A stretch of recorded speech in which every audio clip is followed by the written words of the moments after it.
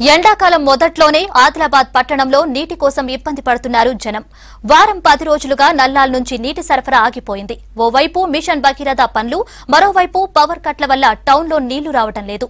ఈ వేసవిలో machine Bhagiratha trial రన్తో పెద్ద ఎత్తున నీరు వృధా చేయటాన్ని తప్పుపడుతున్నారు జనం.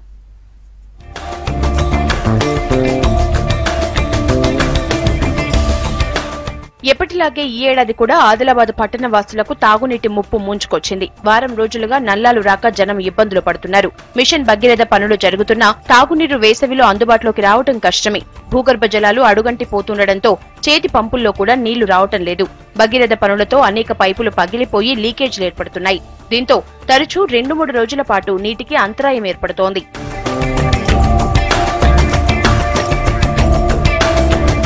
ఆదిలాబాద్ లో దాదాపు 1,00,000 జనాభా ఉంది. పట్టణం మొత్తానికి దాదాపు 20 MLDల నీరు అవసరమవుతోంది. ఇక్కడి జనానికి ప్రధాన నీటి వనరులు మావల చెరువు, లాండసాంగ్వి వాగు. ఈ 2 చెరువుల నుంచి 12 MLDల నీరు మాత్రమే వస్తోంది. దీంతో మిగతా అవసరాలకు బోర్లు, ట్యాంకులపై ఆధారపడుతున్నారు జనం. ఆదిలాబాద్ పట్టణంలో చాలా చోట్ల భూగర్భ పైప్ లైన్లు లీకేజీలు ఏర్పడి నీరంతా వృధా అవుతోంది. ఈ లీకేజీలను సరిచేయటంలో అధికారులు విఫలమవుతున్నారని అంటున్నారు పట్టణ వాసులు. నీళ్లు లేక చాలా ఇబ్బందులకు గురవుతున్నాం. ప్రతి ఏటా మున్సిపాలిటీ చాలా వాటర్ ట్యాంకులు పెట్టి వాటర్ సప్లై చేసేది. ఈ సంవత్సరం ఓన్లీ ఒకటే వాటర్ ట్యాంక్తో సప్లై చేయడం జరుగుతుంది. మరియు ఆదిలాబాద్ మున్సిపాలిటీలో ఏదైతే నల్ల కనెక్షన్లు ఉన్నాయో ఆ నల్ల కనెక్షన్లన్నీ మిషన్ భగీరథ పనులతోటి ఆ పైపులు పగిలి లీక్ అయ్యి ఆ వాటర్ కూడా సప్లై జరగడం లేదు. దీంతో ఆదిలాబాద్ ప్రజలందరం మేము చాలా ఇబ్బందులకు గురవుతున్నాం. చర్యలు తీసుకొని పట్టణ ప్రజలకు వాటర్ సప్లై చేయాలని కోరుతున్నాం. మున్సిపాలిటీ పరిధిలో 36 వార్డులు ఉండగా అందులో దాదాపు 30 వార్డులు మురికి వార్డులుగానే ఉన్నాయి. కొన్ని ఎత్తైన కాలనీలకు పాత పైప్ లైన్లు ఉండటంతో చివరి ఇంటి వరకు నీరు అందటం కష్టంగా మారుతోంది. ప్రస్తుతం రోజు విడిచి రోజు నల్లాలతో నీటిని సరఫరా చేస్తున్నారు. చేతి పంపులు కూడా సరిగా పనిచేయటం లేదు.